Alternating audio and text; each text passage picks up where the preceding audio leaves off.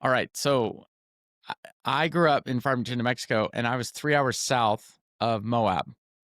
And I kid you not, this is how dedicated I was or how crazy I was. I missed my brother's wedding so I could rock climb on Wall Street. Tell me you're a bad human without telling me you're a bad human. I don't know. To me, that sounds completely acceptable. Okay, thank you. I was 16. I don't think he noticed I was not there or whatever. I don't think you don't remember that stuff. But you're a rock climber, man. You've got a deep, like, rooted history in rock climbing. Where did you start? And we got to touch on that. Oh, yeah. So I started rock climbing when I got to it late in life, dude. I was, yeah, no, I didn't start when I was young. The first time I went rock climbing was in high school. Took a class and I was terrified of heights and then didn't decide to do it. And then spring of my senior year of college, my undergraduate, I needed one more credit to keep my scholarship for my last semester. I took a rock climbing class and from there, I was just totally obsessed. And that, for better or for worse, changed a lot of my life after that. So All right, that pop was it. quiz. Who spends more money, rock climbers on gear or bow hunters on gear? Bow hunters, by far. Yeah. Bow hunters. Yeah. It depends too, because you can rock climb, get on the wall, and be fairly strong with like the what is it, lead climb? Well, doid lead climbing, not trad. If you don't do Huh? cams and all that junk, sport climbing. I'm a little rusty. Bear with That's me. okay.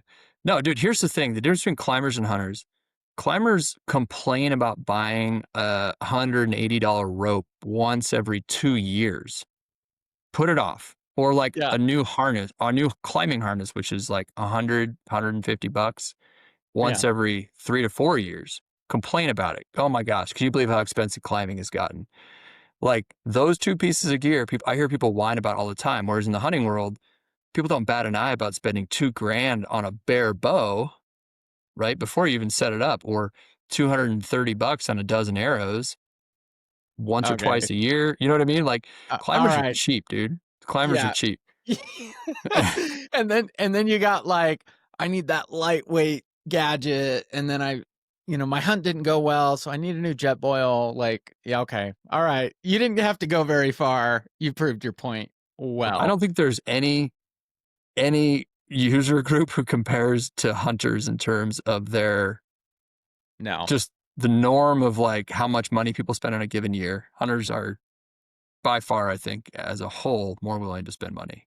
yeah, my wife was like, I was like, hey, let's go to lunch, and she's like, oh, hey, I'm gonna go do my nails. I gotta go have my, and she says it like very hesitantly. She's like, I gotta go do my nails, and I'm like, oh, was that $80, $100? Cool. Like, that's like two sets of broadheads for me, and I'm not gonna tell you that equates. I'm just gonna like, go do your nails, honey. I love you. Think about the tag costs that your average hunter, the amount of money in Oh, license and tags for out of state hunts. And you know what I mean? Like just the amount of money that we're all spending. But, wild. I mean, if you love it, you love it. And it's just your lifestyle, right? Did you put in? Wait. Oh my gosh! I just said I was about to say the dumbest thing, and I'm gonna say it anyway because this is first generation boner, and we're okay with mistakes. I was like, oh, did you put in for the Idaho tag? But You of know, course, you're a resident in Idaho. do you know my unofficial title is Idaho hunting consultant for all the people I know who want to hunt Idaho. I'm sure you can imagine Yeah, the frantic and somewhat not frantic calls and emails I get about where people should apply to.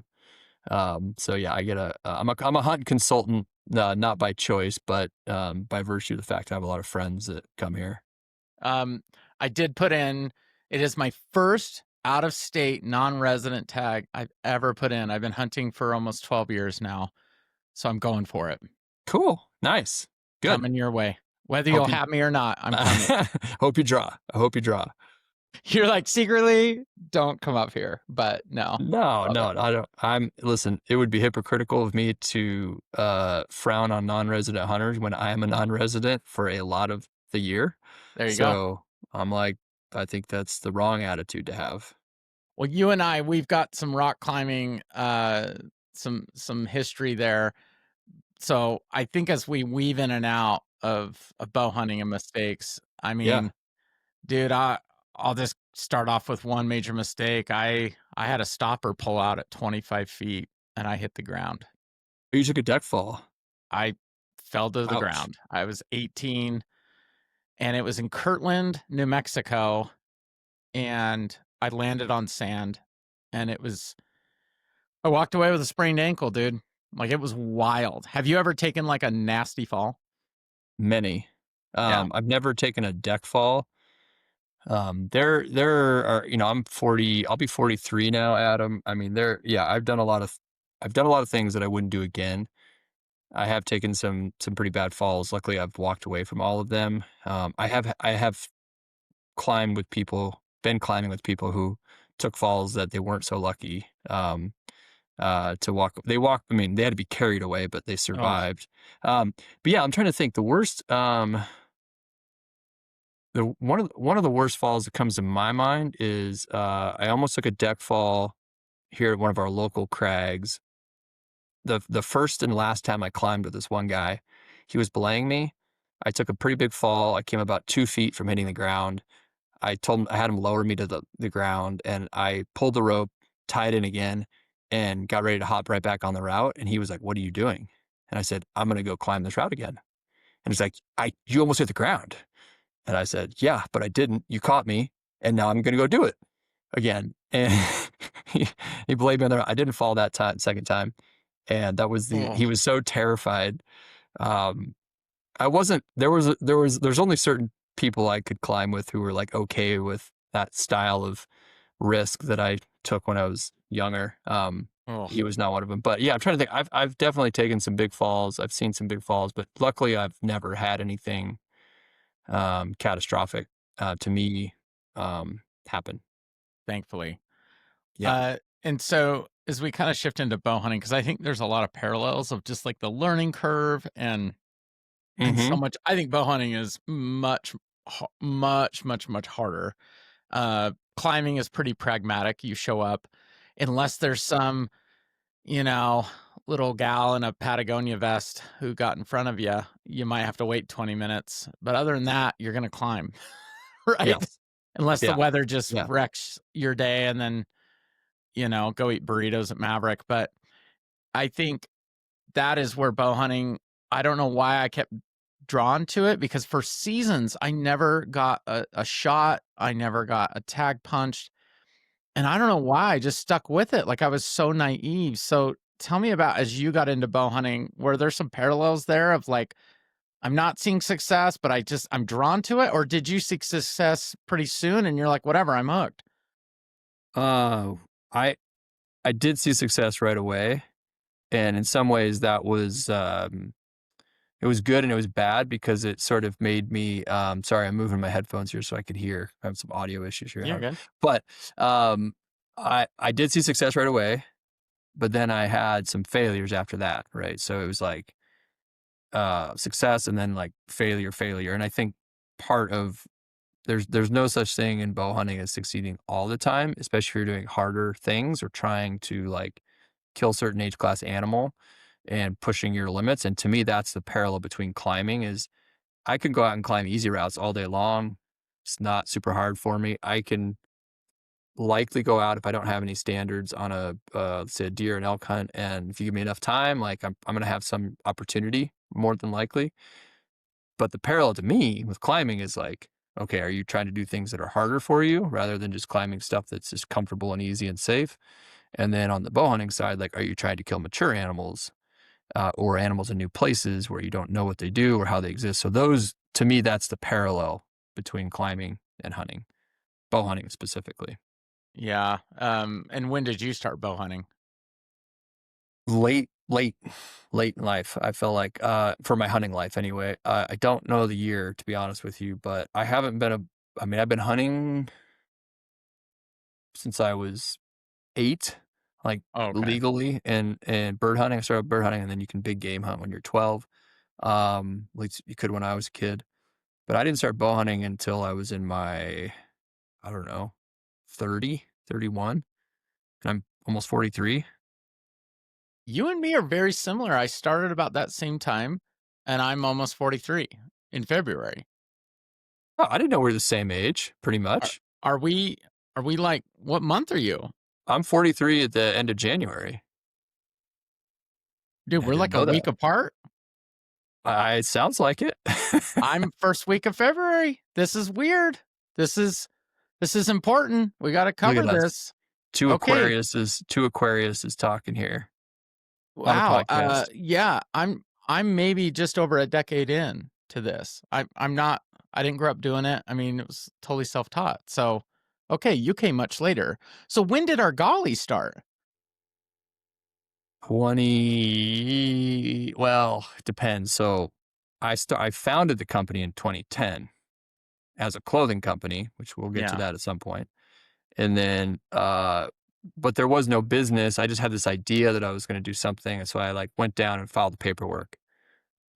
But really it wasn't until 2017 that we really had a business going. So much later. So, I want to get to the gear, but before ARGALI kind of came to be, what was some gear that you would recommend to a new hunter just, listening to this for the first time? This might be their first episode they listen to. This is their first exposure to like First Generation Bowhunter podcast, or Hmm. they're just like, oh, cool, ARGALI, I've heard of them, jump in. What was a piece of gear that really changed it for you that you're like, dude, that really helped my bow hunt early on? Like, what was something you just Mm. totally stuck to? Are you talking about like archery tackle or non-archery tackle? Archery, total bow hunt. I would say, oh man, that's a tough one.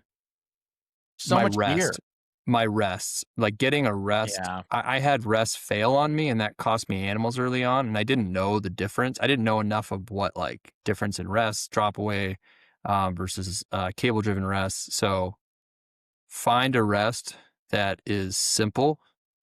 Yeah. And I'll tell you which one I use because I've used them ever since I had two fail on me in one season, which is a vapor trail rest, which I just like the product. Again, um, I've used a lot of them and I put them in a lot of bows, but they're really simple.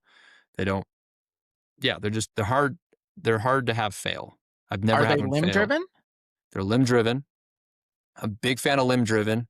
I really don't care for cable driven rests, just because your cables stretch. So limb driven rest, personal preference. There are other good brands out there. I know they're out there, but I think for your money and the simplicity, a Vapor Trail is a phenomenal product.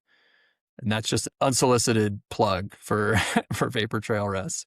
Yeah, we have no, No one's back paying us end to say that, favors. right? Yeah. We are Oh, uninfluencing this, but we are influencing this. Yes. yeah. But by the way, if you do buy it, use promo code Brad Brooks at Argali. No, I'm just joking. It won't work. It won't It's work, not but real. try it though. Try it for fun. Yeah, It won't Brad's work. like, I got all these side influence hustles. So I'm with you. Like, I remember when Kendall told me, like, dude, you got to get a big boy. He called it a big boy rest. Because I killed my first deer with a whisker biscuit, It work. and it was a $4.99 arrow at Walmart. Killed my first deer, killed a doe, and I was hooked, man. I went and sold my rifle like 2 days later. I was like, I'm done. I'm out of shooting sports. I am all bow, and I upgraded Yeah. my bow that next week. The other thing, can I add one more thing to that? So the rest and then a custom set of strings and cables. At Really, least, I've never yeah. heard that. Yeah, because I think if you're fighting broadhead tuning and you're like, let's say if you're struggling to get your broadheads to shoot straight and you can't shoot mechanicals, like which we just in Idaho, mechanicals just became legal. So, and I still shoot a fixed blade for 99% of my bow hunting.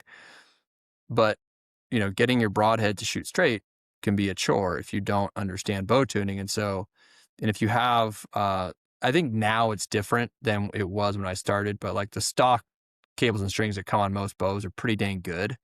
But I felt like on some of the early bows that I had, like those strings and cables just never settled. So they were constantly stretching, even though you shoot 300 shots and it's like you're still getting your limbs are still or your excuse me, your strings and cables are still expanding. Your bow's getting Wow. out of tune, and then you're fighting that and having to constantly try and retune your bow. So I got in the habit a long time ago of just putting on a custom set of strings and cables, which sounds expensive, but I don't think it really isn't that expensive. And they just don't, you don't have the same issues.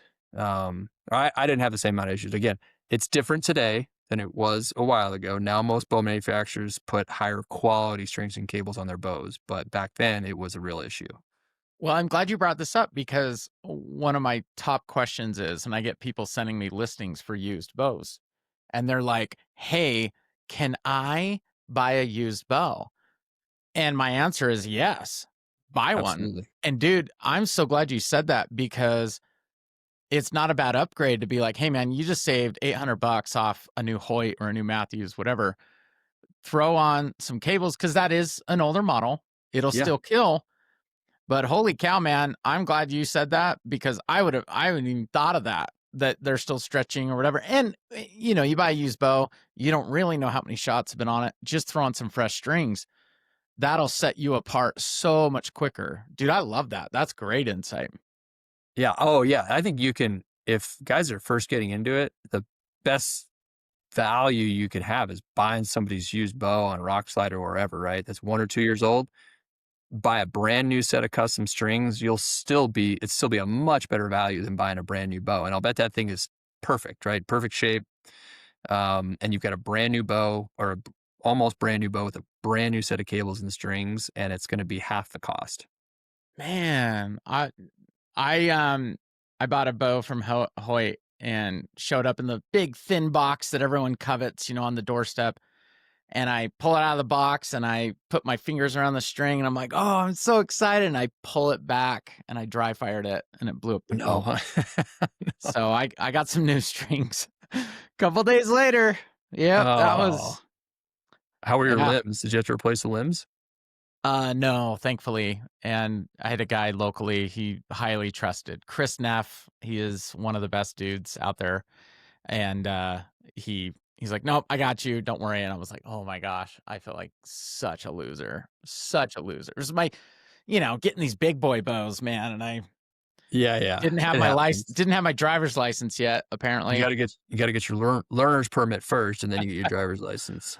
Oh man. So then early on, tell me about like the technique of bow hunting. You know, what was some learnings where you're like, "Oh my gosh, I didn't know that was a thing," or the animal did this and I was doing that. I mean, we all make mistakes, but what was Yeah. some big learnings there? You know, for me, because I had a lot of experience hunting prior to hunting with a bow, I felt in some ways like I was ahead of a lot of people because it wasn't that different to me. Mm, I was getting a little closer, but I would get closer to the rifle. I was never a long range shooter. I'm still not a long range shooter.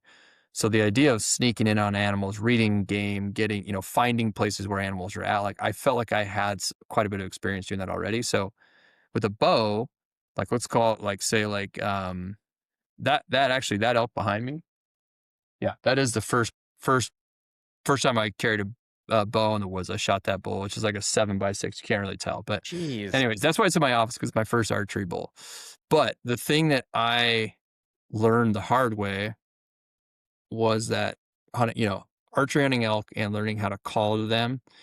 I thought I knew what I was doing. I didn't. It's a whole different animal trying to call in an elk or figure out how to archery hunt elk. And at the time, the popular thing to do was to bugle in a bull. And I thought that you just get out there and you just like scream your brains off through a bugle tube and they just come running to you, right? And Yeah. I mean, I scared away. I mean, that first season, I think I scared away every single elk, almost every elk, except for that one that I call that. They're just like, nah, screw you. I don't want to fight. I'm out of here. And I was like, it took me a while. I'm like, man, it seems like every time I get within 75 yards and I bugle at these elk, they just run away. And I did that all season. That one was the only one that came in, and I did call him in, and he came in looking for a fight.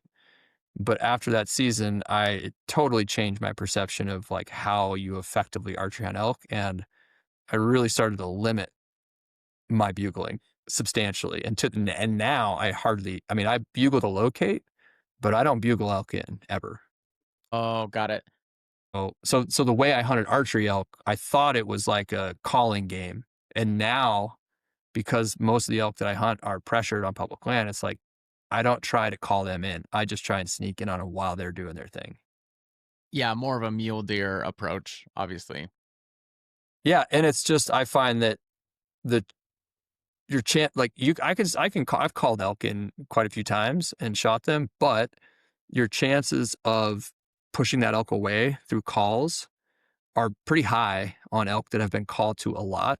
And so depending on the time in September, and this is something I learned from bow hunting, is just like depending on where you're at and how much those elk have been called to, they may not be responsive at all to a call. And you have to learn how to read their behavior based on how they respond to you. And sometimes that means putting the calls away completely, letting them bugle, talk, and you just have to be, you know, sneaky and sneak in while they're rutting or calling or in their bed. And calling is not the way to kill them. And anymore, Wow. that's the way I've killed, the last few elk I've killed the bow, is not calling them in. That is, man, I love that insight because we've all done it. We all go buy the $40 Rocky Mountain tube and Yep. we Yep. mess around with a diaphragm, call and piss off our family for a few car Yeah. rides. And yeah, we just go rip it, right? We're just like, woo. And I was talking to Ryan Uffins about this on a episode or two ago. And he was like, yeah, I was out with somebody else and they said, man, you sound like a cougar. And he's like, it's very easy to sound like a predator. And dude, they're not having that. And I'm like, oh. So I like what you just said too, because with those two pieces of information, it's like, hold on, we may be doing more damage than good. That's good insight. Yeah. I think it's just bow hunting made me a much more like well-rounded hunter, right?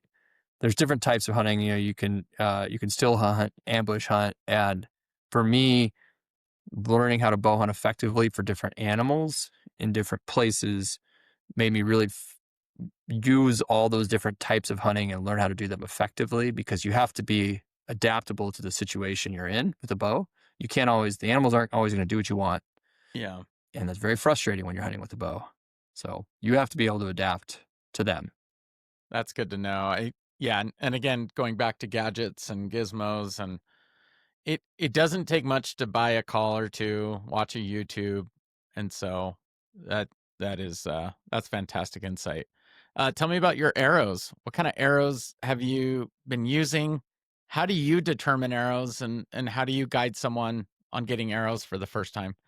Dude, I just had this conversation with a buddy last night, so this is a perfect question. So I have two different arrow setups I use. I've been shooting day 6 arrows for the last, I don't know how many years now. I have a 520 grain setup, and then this last year, I played around with a 450 grain setup. And I could really nerd out on this with you if you want, but I went really deep down the rabbit hole just because I was curious. I chronoed my arrows at different distances to map out the drop, to really try and tighten up my pin gaps, and also play around with kinetic energy because I was worried about penetration with a lighter arrow versus my heavy arrow. So I don't think we need to get into that, but I like to shoot. I think I prefer a little bit heavier arrow. And I prefer like a fixed blade broadhead for bigger animals like elk. Um, I can tell you why if you want to get into it. But I usually tell people, buy a high quality arrow. Don't mess around with bad arrows. Um, it's okay to buy some cheap arrows for if you're brand new and you want to just shoot arrows. Just find the cheapest arrow you can. Go to your archery pro shop or Shields or whatever. Buy like half a dozen of the cheapest arrows you can buy just to shoot your bow, but know that you're not going to hunt with those things. Okay. That's not what you want to hunt with. And then when you've done that and you're like, you've decided like, I actually like shooting my bow. I want to hunt with it. Get a high quality arrow. Don't mess around with some subpar arrows. Because it could literally cost you an animal. And if you put in all the effort and time and you get a shot on an animal and it's something you want to kill, and all of a sudden the arrow just whatever doesn't penetrate or doesn't do what it's supposed to because wanted to save a few bucks, you're going to be very frustrated with yourself. Yeah, and the consistency as well. I mean, when you're getting those groups, and it's wild to me how that difference is. Do you shoot a 4 mil or a 5? So the lighter arrow shoot is a 5 mil. Yep, and I shot. That's all I hunted with this year was that setup, and I loved it. It was lighter than I'm used to shooting, but my pin gaps were a lot tighter, which just it's more forgiving. But Yeah. if you gap shoot like I do, because I shoot a 5 pin slider sight, and so you just have a lot more forgiveness in terms of your accuracy when you're gap shooting Do you with set that your lighter setup. What do you set your top pin to if you're on a 5 pin? What's your top pin set? 20. My top's Okay, 20. got it. Yeah, but then my bottom is my slider. Yeah, makes sense. Yeah. Yeah, it's good to hear other people's setups and kinda how you get there, because yeah, you can learn a lot on a 6-pack of arrows that are just beaters, and and just, you know, and you may not have any arrows left, You may not have any. sometimes. And, but it's nice to learn on, maybe $50, $60 worth of Totally. arrows and just bang them, and then work up to it. I fully agree with that. That's what we're all about here on this show. It's like, dude, just get out there and I mean, look at the 2 points behind me. I mean, I love it's it. it is what it is. I mean, I was talking to Ryan Uffins. We talked about how to learn how to kill, you gotta kill. Huh? And that Absolutely. was that was me, like, whatever steps out, and I'm still this way. I rarely pass on a legal animal still to this That's day. fine. Yeah, it's totally It's fine. like, if it steps out and everything's lined, I am a meat in the freezer guy.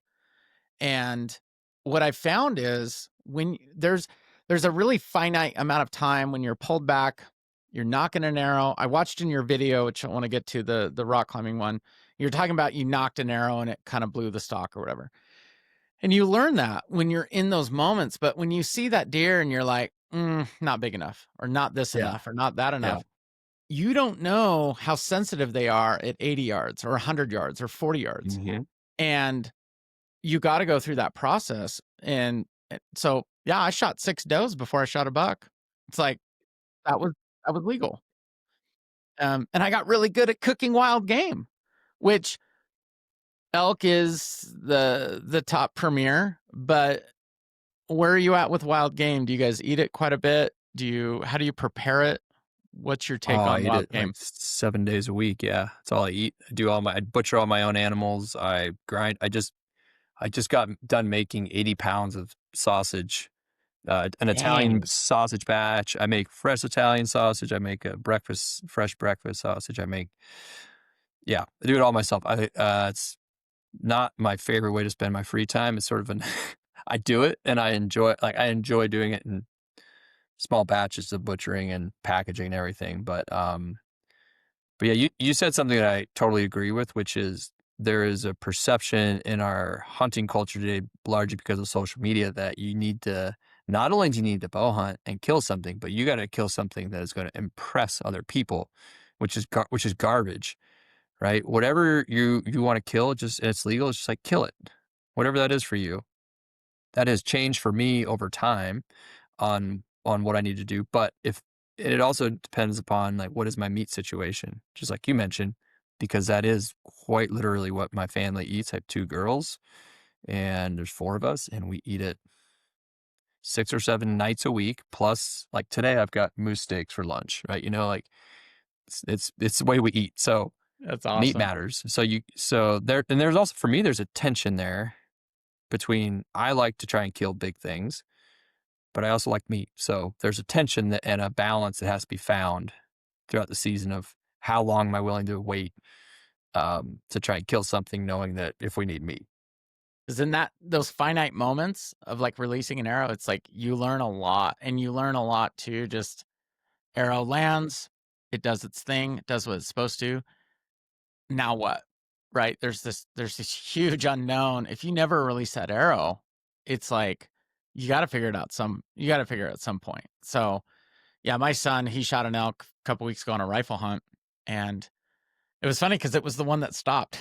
It was a big herd we ran into, and I was like, "Wait for one that stops," and he shot the one that stopped, and it was That's small. It was a awesome. calf and totally legal, and we get it all prepped and everything. I hung it for 14 days, which aged meat is phenomenal. Like, Yeah. don't be afraid of it. Yeah. It's scary because you don't wanna ruin it after all that work, but holy cow, softest meat on earth. It is amazing. I'm sold. It's all Nice. good. Nice. Yeah. Yeah. That's cool. No, I love that. Real quick, just wanna take a minute here, talk about a great partner we've got, Darn Tough Socks. We're doing a giveaway with them right now. You can get 4 pairs. You're this is gonna set you up for, like, 20 years of hiking. That's how good these socks are. They've got a lifetime warranty. This is Darn Tough Socks. Super stoked to have them as a partner. You're gonna be hearing about them quite a bit because we've got a partnership now. So you're gonna get some mid-weights and some over the calves. Darn Toughs are the best. So just want to take a minute, give them a shout out. And we're going to dive right back in here and learn more with Brad as we kind of round out here. One of the films I really liked that you did, Brad, was the rock climbing one. But the thing I liked about it, not just because I'm a rock climber, your wife talked a lot in that video. So tell me about work life balance because that film I'm going to link to because I want people to watch that. Those are the conversations that don't happen. It's like, what bow and what arrows? And I do it too. I'm guilty of it. Talk to me about communication with your wife, man. How do you get out for so long? It's tough. It's tough, right? So, um, where do I begin with that? I think Yeah, it's a hard one, man. It's like I you can weigh arrows, you can like tinker and broadheads, but then it's like, how do you deal with the wife? So I'm glad you're stumped because relationships. I'm Yeah. stumped too. I I'll say this. I was like the way I am. I've been this way my whole life. And when my wife and I met, I was doing these things.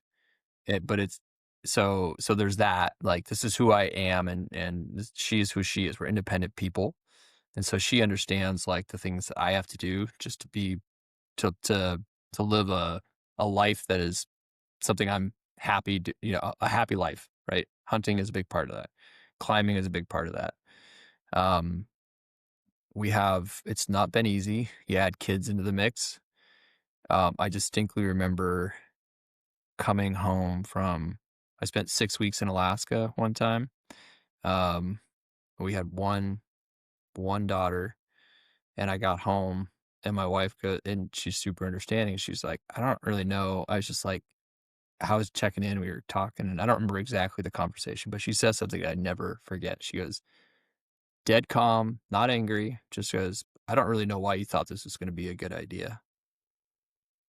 And she wasn't Ooh, mad. There was yeah, no like anger. And I'm like, I don't know either, to be honest with you. Like, I don't have a response for you there. Like, cause it wasn't, but it was something, anyways, it was something I had to do. And yeah, I'm very fortunate to have somebody who, um, we don't have a quid pro quo relationship. We don't have this relationship where I'm like, well, I'm going to do this. And she's like, well, okay, then I'm going to do this. You get that. I get this. It's not like I support her and she supports me.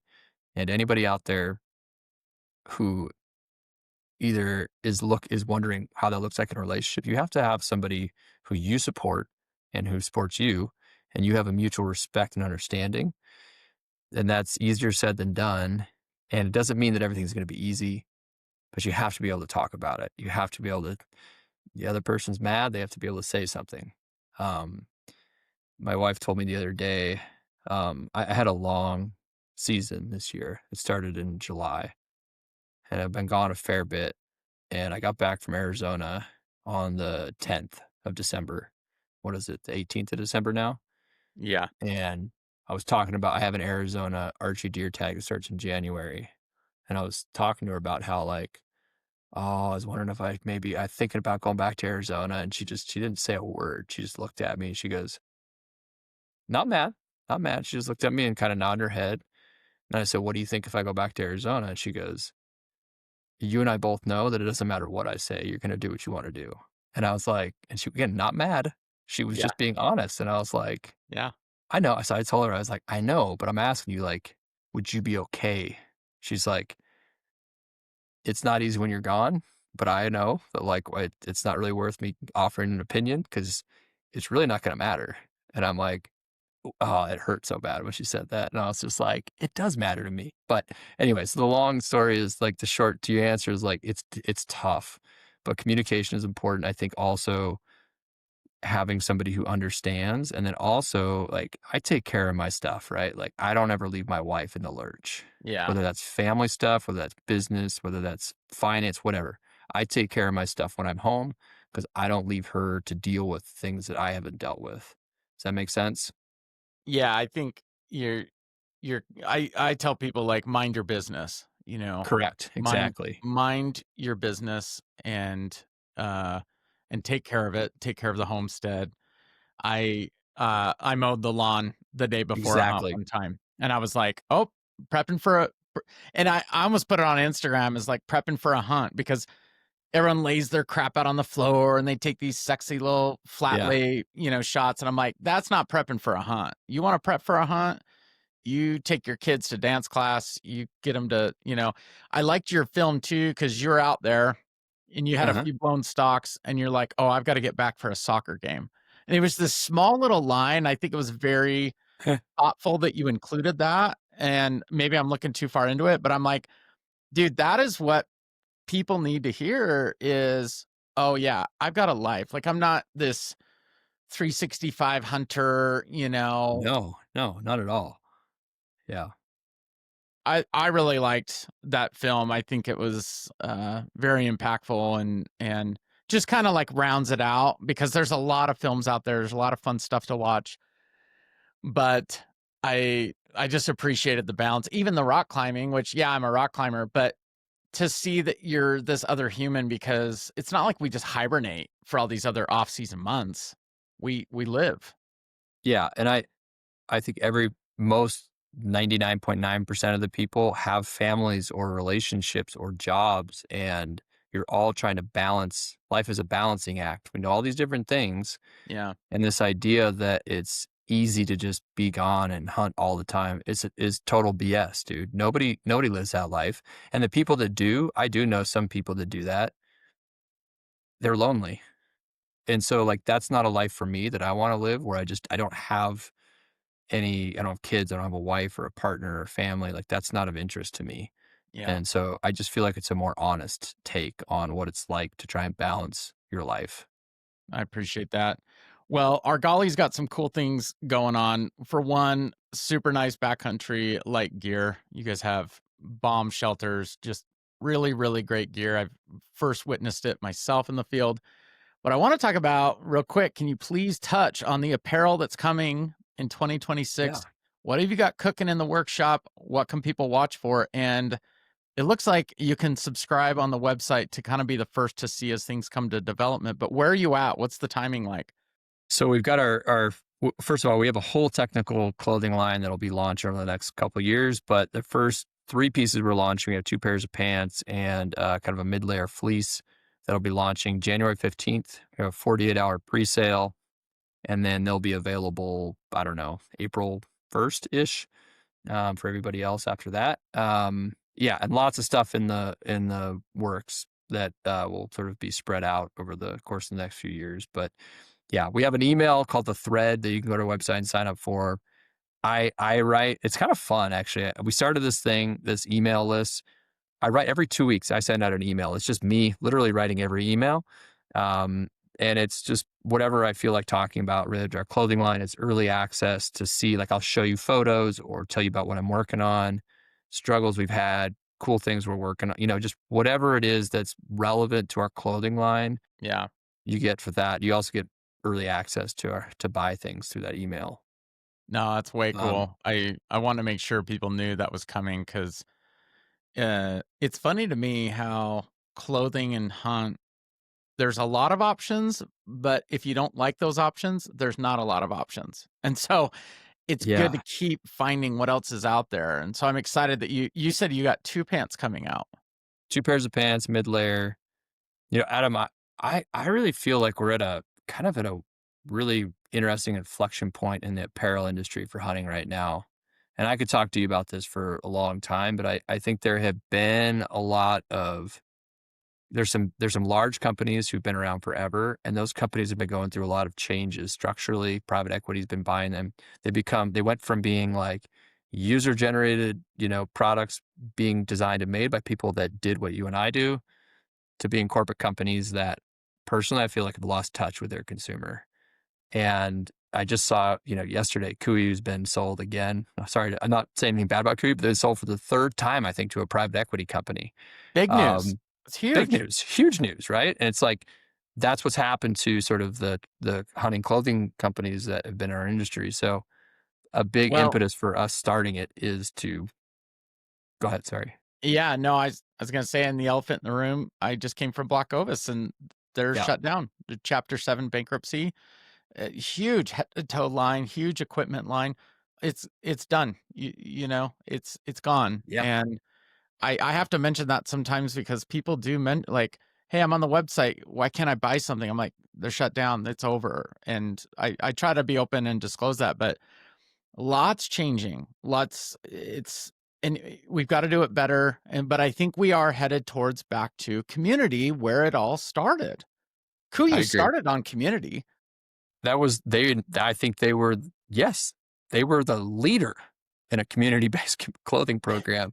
They are Yeah. not anymore, I don't think, but like they started that way. That was their roots. Yeah, I was at Columbia Sportswear working on the apparel marketing and all the things. 350 patents, by the way, at the time I was there. Crazy. Unbelievable in apparel. And we redid the women's pant line. And the way we did it was we talked with real people. We brought Yeah, women in off the street who weren't drinking the Kool-Aid, and that line absolutely took off. This is before Spanx, Lulu, all that. I mean, this yeah, was before yeah, yeah, yeah, activewear grocery shopping was cool. And that line took off, but it was community yeah, led. yeah, yeah. Anyways, but yeah, I'm really excited about it. The product is really good. We've been testing it for a long time. We've been doing this whole like public testing thing we call the ARGALI clothing project, and Cool. it's been really good. The feedback's been awesome, and yeah, I'm very excited about our clothing line. Awesome. Well, I'm stoked for you. I want to make sure listeners kind of aware of that because I think options Appreciate are that. good. It's good to see what else is out there, and I want to make sure that is out there. So, thank you for joining. Really appreciate it. So, follow ARGALI. They've got a whole page of films. Brad is very good at just kind of like subtle storytelling, is what I would call it. Is like you're there, but you feel like it's approachable, not unapproachable. So I really appreciate I that about you, appreciate and that's that. how I would summarize your content. That's a fine compliment, and I appreciate that. Well, as we close up here, thanks for joining First Generation Bowhunter. If you're just joining us, tune into other episodes. One of our most popular episodes is actually episode number 4. It is what bow, arrows, and broadheads to buy. But there's a lot of other great stuff out there. One of the top 10 episodes is about yoga. So something for everyone. But before we close out today, I want to give a big shout out to Vortex. If you're just getting into glassing, budget is important. And I get it. You got to buy all the things. And we recommend a lot of stuff, but don't get overwhelmed. Get with Vortex. You can kind of graduate, start at that Diamondback level, move up to Viper, and then Razor. And you can still, afford some gas and burritos for the hunt. So Vortex Optics, thank you for your support. And thanks for joining First Generation Bowhunter. And hey, make sure to enter our contest or our giveaway with Darn Tough Socks. Write a review on Apple Podcasts about First Generation Bowhunter. You'll be entered to win. Give us your email on huntworks.com. That is the place to go. Really cool package, lifetime worth of socks, and it's only 4 pairs. So pretty amazing. Thanks for joining, and we'll catch you on the next episode.